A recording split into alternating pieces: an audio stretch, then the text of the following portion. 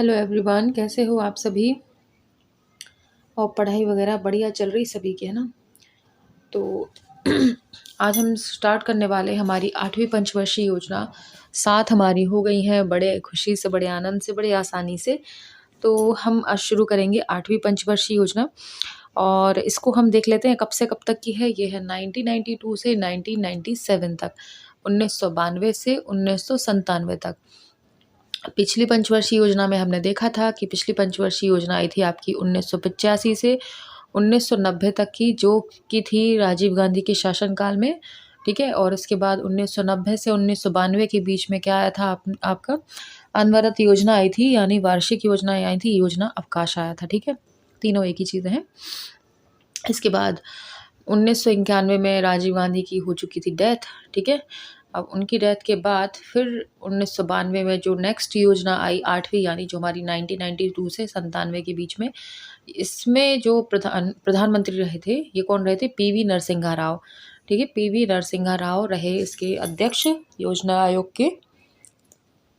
ठीक है, और अब देखते हैं हम उद्देश्य क्या था इसका। उद्देश्य समझ लेते हैं कि मानव संसाधन का विकास इसका उद्देश्य था। क्या था? मानव संसाधन का विकास, मानव संसाधन का विकास। अब इसको थोड़ी सी ट्रिक से हम कैसे याद करेंगे मानव संसाधन का। देखो, इंदिरा गांधी की पहले डेथ हो गई। ठीक है, इसके बाद हमारे राजीव गांधी जी की डेथ हो गई। अब दोनों की जो है डेथ हो गई, तो क्या हुआ? इंसानों की कमी हो गई, मानवों की कमी हो गई। तो अब मानव संसाधन जुटाने की वो लोग कोशिश कर रहे हैं। मतलब योजना आयोग वाले जो पंचवर्षीय योजनाओं में, उन्होंने क्या सोचा कि मानव संसाधन को जुटाया जाए। ठीक है, कि दो इम्पॉर्टेंट मानवों की डेथ हो गई है, तो अब क्या करें अपन 8वीं पंचवर्षीय योजनाओं में क्या करें, है ना। तो मानव संसाधन को अपन जुटाते हैं, ये उन्होंने उद्देश्य रख लिया। ठीक है, अब ये हमने ट्रिक से याद कर लिया। अब देखते हैं प्रमुख उद्देश्य क्या थे। ऊर्जा, परिवहन, संचार आदि को मजबूत बनाना। क्या क्या? ऊर्जा, परिवहन, संचार आदि को मजबूत बनाना। ठीक है, तो 8वीं में इसमें देखा हमने। तो ठीक है, तो इसको कैसे याद रखोगे? इसको भी याद करने की देख लो कि भाई क्या हुआ कि अब मानव संसाधन का विकास होगा, मानव संसाधन चाहिए, तो भाई ऊर्जा की भी आवश्यकता है। मानव आ जाएंगे, लेकिन मानव क्या करेंगे भाई? उसके लिए बिजली तो चाहिए। कुछ भी अगर वो काम करेंगे, कुछ भी कारखाने में भी काम करते हैं, कहीं पे भी काम करते हैं, बिजली की सुविधा चाहिए। अब बिजली की सुविधा चाहिए, तो अब इसके साथ साथ उनको परिवहन भी चाहिए। भाई आपके मानव संसाधन, मानवों को आपने जुटा लिया, तो उनको आने जाने के लिए आपको परिवहन की सुविधा देनी पड़ेगी। ठीक है, आप परिवहन की सुविधा दोगे तो संचार भी करेंगे, भाई बातचीत भी करेंगे। बहुत सारे मानव एक जगह इकट्ठे होंगे तो क्या करेंगे भाई? दोस्ती भी होगी, उनकी दोस्ती हो गई तो भैया संचार साधन भी आपको देने पड़ेंगे। ऐसा थोड़ी ना है, संचार भी करेंगे, फ़ोन वोन भी उनको प्रोवाइड करो, ये सब चीज़ें। तो ऐसा थोड़ा सा ट्रिक से समझ लेना, एक से एक को कोऑर्डिनेट करते हुए, मतलब कोरिलेट करते हुए आपको पढ़ना पड़ेगा इसको।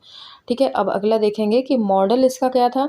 तो मॉडल था जॉन डब्ल्यू मुलर मॉडल। क्या था? जॉन डब्ल्यू मुलर। ठीक है,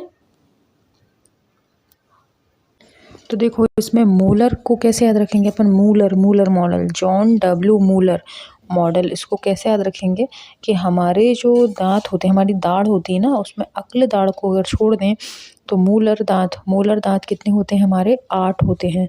ठीक है, 8 मूलर दांत होते हैं हमारे जबड़ों में, अगले दाढ़ को छोड़कर। तो टोटल कितने हुए हमारे पास मूलर दांत कितने हुए? 8 हुए। और 8वीं पंचवर्षीय योजना में मूलर मॉडल, तो मूलर मॉडल 8वीं पंचवर्षीय योजना, ऐसे याद कर लेना आप। ठीक है, और इसके अध्यक्ष कौन थे? अध्यक्ष हमने देख ही लिए थे, पीवी नरसिम्हा राव थे। ठीक है, निजी क्षेत्र को महत्वपूर्ण भूमिका प्रदान की गई तथा नियोजन के क्रियाकलापों का विकेंद्रीकरण किया गया। क्या किया गया था? निजी क्षेत्रों को महत्वपूर्ण भूमिका दी गई थी इसमें, निजी क्षेत्रों को। ठीक है, निजी क्षेत्रों को महत्वपूर्ण भूमिका दी गई थी। और क्या किया था? नियोजन के क्रियाकलापों का विकेंद्रीकरण किया हुआ था। इसके बाद इसका उद्देश्य गांव में सुरक्षित पेयजल उपलब्ध कराना था। गांव में क्या करना था? सुरक्षित पेयजल उपलब्ध कराना था 8वीं पंचवर्षीय योजना में। तो इसका भी यही देख लो कि हमारे जो दांत हैं वो क्या होता है? सुरक्षित उसमें मिलते हैं, हमारे मोलर दांत हैं पे कनेक्ट करना पड़ेगा एक दूसरे से। जो हमारे मोलर दांत होते हैं वो अगर सुरक्षित रखने हैं तो सुरक्षित आपको पेयजल लेना होगा, नहीं तो फ्लोरीन की ज़्यादा मात्रा हो जाएगी तो दांतों पे चकत्ते आ जाएंगे, कम रहेगा तो क्या आ जाता है उसमें, दांत सड़ने लग जाते हैं। ये सारी प्रॉब्लम्स होती है ना। तो इसीलिए अपन को क्या करना है कि मोलर दांतों को अगर आपको सही रखना है तो क्या करना पड़ेगा, आपको शुद्ध पेयजल चाहिए। तो इसमें शुद्ध पेयजल क्या करा था, उपलब्ध कराना था।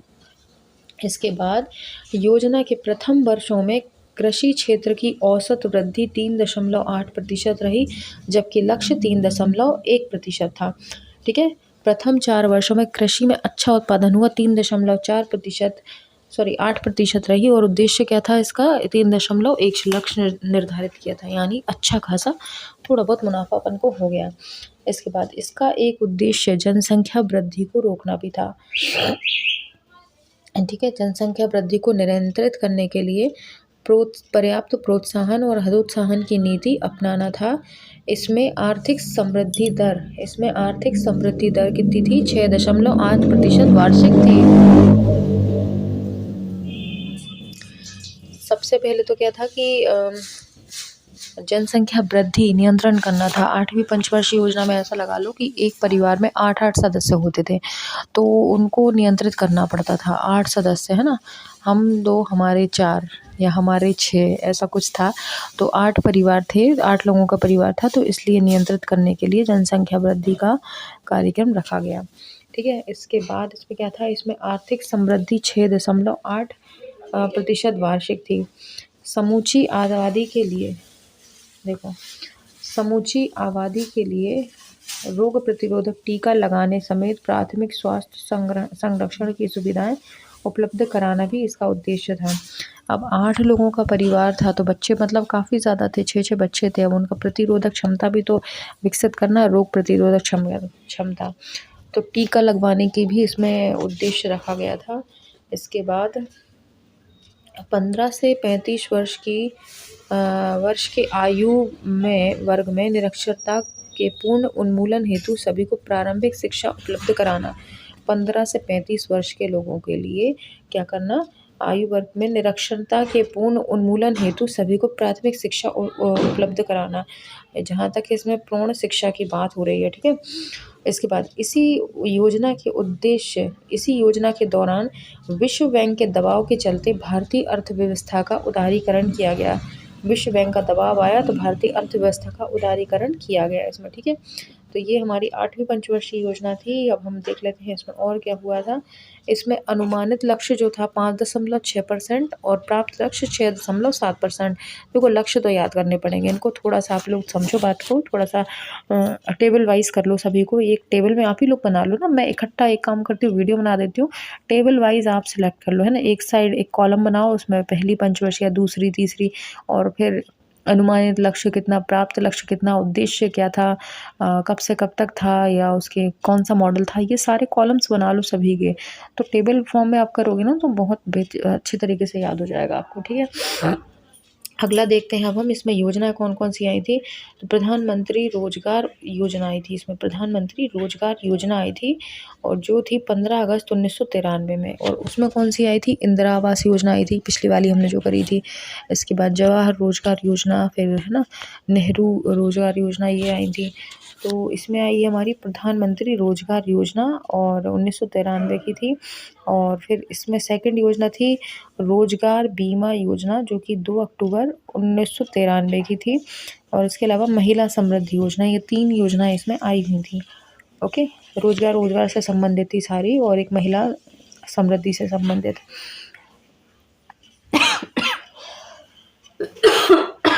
सॉरी, अब हम देखेंगे द्वितीय पीढ़ी के सुधार शब्द का प्रयोग पहली बार वित्त मंत्री यशवंत सिन्हा द्वारा किया गया। ये सुधार वर्ष 1996-97 के बाद लागू किए गए। ठीक है, द्वितीय पीढ़ी के सुधार शब्द का प्रयोग पहली बार वित्त मंत्री यशवंत सिन्हा द्वारा किया गया। ठीक है, ये सुधार वर्ष 1996 से 97 के बाद किए गए थे। ओके, इन सुधारों को द्वितीय पीढ़ी के सुधार इसलिए कहा गया क्योंकि ये सुधार वर्ष 1991 में प्रारंभ किए गए आर्थिक सुधारों को और गहनता प्रदान करते हैं। पहली पीढ़ी के सुधार के बाद भारतीय अर्थव्यवस्था में काफ़ी हद तक स्थिरता कायम हो चुकी थी, अतः अर्थव्यवस्था की में तीव्र वृद्धि के लिए इन सुधारों का लाना आवश्यक था। इन सुधारों में कृषि आधारित उद्योगों, लघु स्तरों के उद्योगों, आधारभूत संरचना, सामाजिक सेवाओं जैसे स्वास्थ्य, शिक्षा एवं सार्वजनिक वितरण प्रणाली पर अत्यंत जोर दिया गया। अनावश्यक अनुदान में कमी, सिंचाई, बिजली एवं सड़क परिवहन सेवाओं में लागत वसूली की व्यवस्था की गई। ये सुधार आम जनता से सीधे जुड़े हुए थे। ज़्यादा कुछ इसमें खपना नहीं है, दिमाग बिल्कुल नहीं खपाना है इसमें, ये तो बस एक नॉलेज के लिए था, बाकी ऐसा कुछ नहीं है इसमें। थोड़ा बहुत पढ़ लेना, बाकी ज़्यादा डीप नहीं जाना अपन को। मेन तो अपनी योजना थी जो हमने देख ली है, ट्रिक से समझ ली है, और उम्मीद करती हूँ समझ में अच्छे से आ गई होगी, है ना। एक बार और क्विक रिवीजन कर लेते हैं कि अवधि कब से कब तक की थी। 92 से 97 के बीच में, जो की थी पीवी नरसिम्हा राव जी के उसमें, है ना। 91 में राजीव गांधी की डेथ हो चुकी थी, तो और इंदिरा गांधी की भी हो चुकी थी उसके पहले। तो उद्देश्य क्या बनाया, मानव संसाधन जुटाना। भाई बहुत लोगों की डेथ हो रही है, मानव संसाधन अपन को जुटाना है।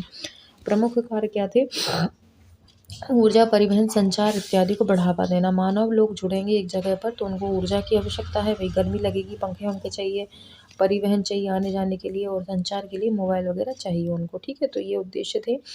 मॉडल क्या था इसका, मूलर मॉडल था, जॉन डब्ल्यू मूलर। तो हमने ट्रिक क्या बनाई थी कि हमारे मूलर दांत जो होते हैं, अक्ल दांत को छोड़कर 8 होते हैं हमारे मुंह में पूरे, तो मूलर से मोलर, और 8वीं पंचवर्षीय योजना से 8 मोलर दांत, ठीक है।